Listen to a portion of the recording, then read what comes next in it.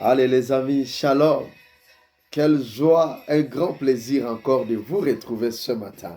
Et je pense que c'est réciproque chez vous, n'est-ce pas, chers amis, frères et sœurs? Parce que moi, je suis tellement heureux de savoir que vous êtes là. Waouh, nous vous aimons bien. Le Seigneur est grand. Ensemble, nous voulons hisser les drapeaux d'un hymne spirituel matinal. Et si vous êtes d'accord, est-ce qu'on peut acclamer le Seigneur? Waouh, une nouvelle semaine. Et j'aimerais vous assurer que pour de grandes nouvelles opportunités, hymne spirituel matinal, Jésus doit être hissé.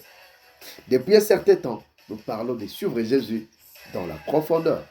Et cela nous a amené à mon ex, mon assassin. Celebrate Jesus. Celebrate. Waouh.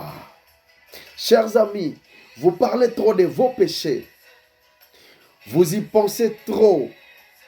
Peut-être que l'on vous parle beaucoup de vos péchés. D'autres vous en parlent trop. Et du coup, vous connaissez quoi? Les conséquences de vos péchés ont trouvé en vous un terrain arable. Je crois que quelqu'un nous comprend. Tellement vous en parlez beaucoup. Les autres vous en parlent beaucoup. Et du coup, les péchés ont trouvé un terrain arable. C'est-à-dire un terrain fertile pour vivre. Ah ah. Et vous en êtes devenu victime désormais. C'est-à-dire vous vivez en victime de vos péchés. Chers amis, je crois que ça parle à quelqu'un. Est-ce qu'à ce niveau, c'est encore l'affaire de Dieu lorsque vous devenez victime de vos péchés? Est-ce encore l'affaire de Dieu? La question est posée à tout le monde, frères et sœurs. Je pense que la réponse est non, non et non. Vous êtes victime de vos péchés, du passé et même du présent. Tout simplement parce que vous avez choisi d'en parler trop, vous en avez donné tellement les pouvoirs, alors vous en êtes devenu victime. Dieu n'est pas là-dedans, c'est vous-même qui avez choisi d'en faire une forteresse en vous. Alléluia. C'est votre propre affaire. Vous avez fait de ça votre propre cop. C'est devenu votre deal, si on peut dire ça en anglais. C'est votre deal. Vous avez choisi d'entretenir le péché. Ah ah. Vous avez choisi d'entretenir un péché tellement que vous en parlez si souvent. Quoique déjà vaincu et annulé par l'œuvre de la croix. Alléluia. L'œuvre de la croix a déjà tout fini. A déjà tout arrangé. Annuler le péché et conséquences. Mais vous avez dit non, moi je continuerai de parler de mes péchés. Hein. Je vais quand même continuer à en parler. Je vais continuer à en parler. Waouh. Ce n'est plus l'affaire de Dieu, c'est votre propre affaire. Vous avez choisi d'entretenir. Ah ben, allez-y, entretenez. C'est comme quelqu'un. L'aspirine est déjà là pour traiter les maux de tête. Mais vous dites, moi je vais continuer, j'ai des maux de tête, mais je vais me forcer pour chercher les médicaments. Je ne vais pas utiliser l'aspirine là, jusqu'à ce que je fasse découverte propre des médicaments propres à moi pour traiter mes maux de tête, alors que l'aspirine est déjà là. C'est votre deal. C'est-à-dire, vous faites de vos maux de tête, votre deal, c'est votre affaire propre. Alléluia. Je crois que ça parle à quelqu'un.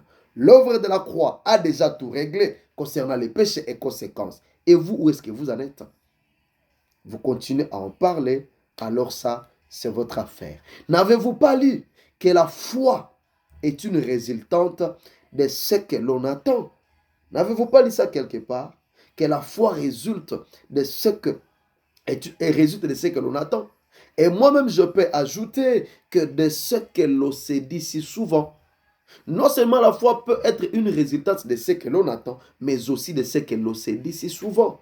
Qu'est-ce que vous vous dites souvent? Il y a des années que vous avez avorté, c'est votre passé. Il y a des années que vous êtes sorti avec ce mari-là d'autrui. Il y a des années que vous avez volé. Il y a longtemps passé que vous avez fait je ne sais pas quoi. Vous avez tué, vous avez commis un meurtre. Il y a des années que vous étiez fumeur de chanvre. Il y a longtemps que vous êtes trempé dans la drogue. Mais vous avez continué à raviver ça en vous. Hein? Ah, j'étais drogueur. Moi, j'avais divorcé, j'avais avorté. Eh bien, moi, eh bien, nous là, nous les pécheurs, nous les pécheurs. Mais c'est ça en fait. Et ça devient une force à vous. Ce n'est plus l'affaire de Dieu, c'est votre deal propre. Vous êtes dans un deal propre à vous. Alléluia. Ce n'est plus Dieu, mais c'est votre deal propre. C'est-à-dire, plus vous en parlez, plus il surgit, c'est-à-dire les péchés et conséquences, et prend position en vous. Plus vous en parlez, vous êtes avec vos amis, vous en parlez, vous êtes dans la chambre, vous en pensez, vous êtes je ne sais pas où, vous en parlez, vous arrivez dans telle réunion de prière, même si c'est une conférence, vous parlez que de ça. C'est une conférence, mon frère, ma soeur, mais vous venez vous parler que de cela, moi j'avais péché. Partout vous arrivez, plus vous en parlez, plus ces péchés surgissent et prend position en vous. Et après, que voulez-vous? Que voulez-vous? Quelqu'un peut répondre à cette question? Que voulez-vous? Et nous disons, vivez maudit, vivez condamné, vivez bloqué, parce que c'est ce que vous êtes en train d'entretenir comme deal. Ah, pasteur, comme si vous devenez dur avec nous, vous devenez dur. Loin de là, mes frères et sœurs, je ne peux pas essayer de devenir dur, comme je le dis si souvent ici. Personne d'entre nous n'a ces pouvoirs-là. Je ne peux pas devenir dur contre vous. Tous, on n'est que là derrière Jésus. Tous, on regarde que vers lui. Mais qu'est-ce que je suis en train de faire? Plutôt, j'essaie un peu de révolter quelqu'un, une soeur, un frère ici, qui, au lieu de rester en train de répéter encore et encore ces péchés du passé qui a longtemps, au lieu de continuer à donner la force à ces péchés maudits du passé, j'encourage quelqu'un de dire plutôt, il est temps que la personne dise, c'est assez avec le péché du passé. C'est assez, est-ce qu'Assemble peut le dire? Même dans les commentaires, nous aimerons les voir. C'est assez avec les péchés du passé. Libère ton mind, libère ta pensée, libère tes pensées avec ces négativités-là du passé. Dis, c'est assez avec les péchés du passé. Je suis saint maintenant. Quelqu'un peut le dire? Je suis saint. Je suis saint. Je suis une femme sainte. Je suis un homme saint. Je suis juste au nom de Jésus. Et puis si vous allez le dire encore une fois, ça va prendre forme à vous dans le nom de Jésus. Nous sommes saints, nous sommes des saintes. Est-ce qu'on peut célébrer le Seigneur? Est-ce qu'une femme sainte peut célébrer le Seigneur un peu avec nous? Un frère saint peut dire, je suis saint. Je suis saint. Pendant que vous le dites, vous défiez le diable, vous défiez les péchés qui est en train de se faufiler, prendre toujours place à vous. Soyez dégagés au nom de Jésus-Christ. Waouh! Revenons à notre texte. Ce texte que nous avons lu dans l'émission précédente qui dit, il n'y a donc maintenant aucune condamnation pour ceux qui sont où c'est en Jésus-Christ. Waouh! Que nous avons aimé ce texte. Ça nous émerveille et ça continue à nous bénir, n'est-ce pas? Bien-aimés frères et sœurs, ce mot condamnation n'apparaît que 3 fois dans le Nouveau Testament. Suivez-nous très bien. 3 fois dans le Nouveau Testament. Vous pouvez les retrouver aussi dans Romains chapitre 5, le verset 16, et puis le verset 8. Là où vous allez les retrouver, mais aussi dans ce texte que nous venons tout à l'heure de lire. Et c'est exclusivement dans les affaires juridiques qu'il est utilisé. Et lorsqu'il était utilisé, il est utilisé dans les affaires juridiques, ça désigne une sentence de culpabilité et le châtiment qui a découlé ou qui a découlé. Alléluia. C'est-à-dire quand on dit condamnation, on voit le châtiment, on voit la culpabilité. Et maintenant, vous savez quoi la bonne nouvelle ici? La bonne nouvelle ici, lorsque nous de lire, c'est-à-dire il s'agit de l'exact contraire de la justification. La condamnation signifie, c'est vraiment le contraire de la justification. Alors lorsque quelqu'un, jusqu'au jour, ne fait que continuer de parler des choses qui sont condamnables qu'il a commis dans les péchés, c'est-à-dire qu'il est en train de nier la justification. Parce que la condamnation, c'est le contraire de la justification. Ma soeur, jusqu'où vas-tu te condamner? Mon frère, jusqu'où vas-tu te condamner? Est-ce que tu ne peux pas faire effort de te relever aujourd'hui? Tu ne peux pas faire cette faveur-là de dire non, je me relève. Alléluia.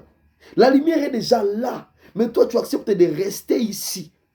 C'est comme quelqu'un qui, le courant est déjà là. Mais toi, tu as accepté de ne pas pousser un peu plus haut pour toucher l'interrupteur des switch. Tu sais, ok, let me switch the light on. Tu refuses, tu préfères rester dans les noirs pendant que le courant est déjà revenu. Mais toi, tu dis, je ne vais pas faire les switch on pour que je sois éclairé. Est-ce que ce matin, quelqu'un peut faire cet effort? Jusqu'où vas-tu te condamner? Ce n'est pas l'affaire de Dieu, c'est toi, c'est ton affaire. It's your own deal. Alléluia, alléluia. C'est-à-dire, mes frères et sœurs, en disant aucune condamnation, ça signifie qu'aucun péché, je dis bien aucun péché, que peut commettre un croyant, aucun péché que peut commettre un croyant, qu'il soit un péché du passé, qu'il soit un péché du présent ou du futur, mes amis, quelle bonne nouvelle, quelle joie que la fête commence, que je suis dans la joie. Quelle joie d'être croyant. Quelle joie d'être dans le Seigneur. C'est-à-dire quand la Bible dit aucune condamnation, ça signifie qu'aucun péché du passé, du présent et même du futur ne peut être retenu contre le croyant. Quelqu'un allait sauter là où il dit waouh, ça y est, passe. Aucun péché ne peut être retenu contre nous, mes amis. Aucun péché ne peut être retenu. Voyez combien l'œuvre de la croix a extirpé le péché et sa force et toutes ses conséquences. Le péché est resté nulle part nu. Mais c'est vous à en parler. C'est vous qui continuez à en parler. C'est vous qui continuez à y penser. Et vous lui donnez les forces. Vous lui redonnez les racines. Vous lui redonnez la force et les racines. Vous dites sois la péché. Sois la péché. Et que voulez-vous? Il va s'installer. Et il va vous détruire. Les perdants, c'est vous. Mon frère, ma soeur. Nos péchés ont déjà été annulés, chers amis, dans le Seigneur. Lorsque tu choisis de continuer à te morfondre, là, d'aller pécher du passé, c'est toi, c'est ton choix. C'est ton choix.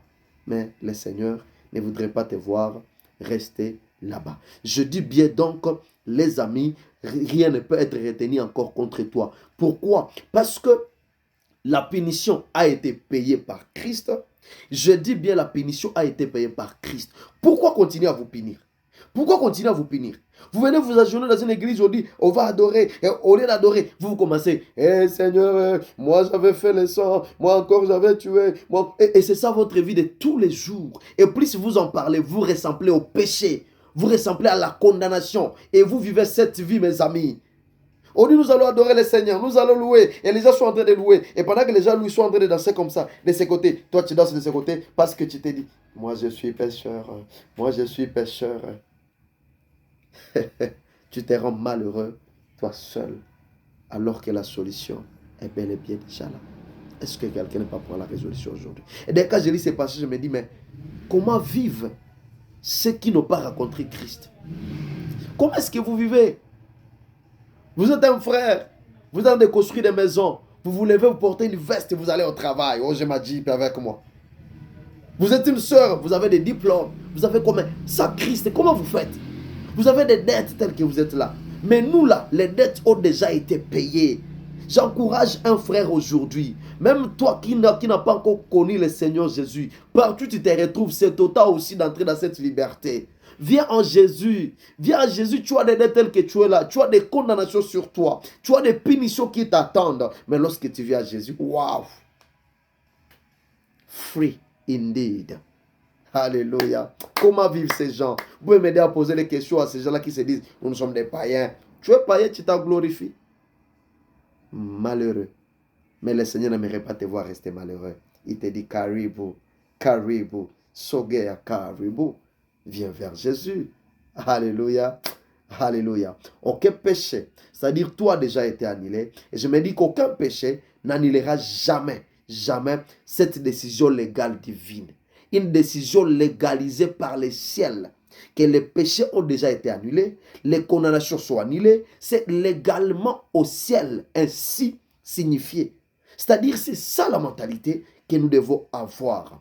Alors chers amis, pour finir, est-ce que nous ne pourrions pas plutôt désormais utiliser cette énergie et notre temps que nous passons à parler ou à penser péché, péché, nous sommes des pécheurs. Dans ma famille là, on avait commis des péchés, on avait mangé les gens, mes grands-parents avaient tué les gens, mes parents, ils étaient des ivrognes. Et puis, vous passez votre temps et énergie à parler que de ça chaque jour. Et l'enfant est né, vous commencez à lui dire ça. Il est encore bébé, en train de prendre le lait maternel. On dit, tu vois, tes grands-parents avaient mangé les gens, ils avaient tué les gens, comme tu es là-bas, donc tu es maudit. Et l'enfant grandit avec ça. Qu'est-ce que vous voulez que l'enfant vive? Il va vivre maudit. Parce que c'est qu'il a grandi en écoutant bien-aimé dans le Seigneur. Est-ce qu'on ne peut pas canaliser cette force-là désormais à parler en faveur de la sainteté? C'est-à-dire, il est temps ce matin, je suis venu encourager quelqu'un de dire, je suis saint. Je suis saint, je suis justifié. Alléluia. C'est-à-dire que ça soit à notre égard propre, même à l'égard des autres. Même ton bien-aimé là a besoin d'attendre, lui dire, mon frère, tu es saint. Tu es saint selon la grâce de Dieu. Tu es saint par la grâce de Dieu. Dieu t'aime, il t'a choisi, tu es saint. Tu as été justifié. L'œuvre de la croix était venue pour toi. C'est comme ça même que s'il faut faire l'évangélisation, c'est ce qu'il faut dire aux gens. Il ne faut pas le dire dans la route, on dit, vous êtes condamnés, vous irez en enfer. Est-ce que c'est ça que le message que Jésus a amené? Non, les amis. Donc, ce matin, j'encourage à un frère, à une soeur, de dire même à l'autre, à part te dire à toi-même, je suis saint, dis aussi à l'autre, mon frère, tu es saint. Jésus est mort pour ta justification. Voilà un peu la force. Que le Seigneur soit loué ce matin. Je sens une force de gagner des âmes ce matin. Je prie que par toi, le Seigneur gagne les âmes nouvelles au nom de Jésus-Christ. Bonne semaine à vous. C'est une semaine de grandes choses. Nous y croyons. Au nom de Jésus-Christ, soyez bénis.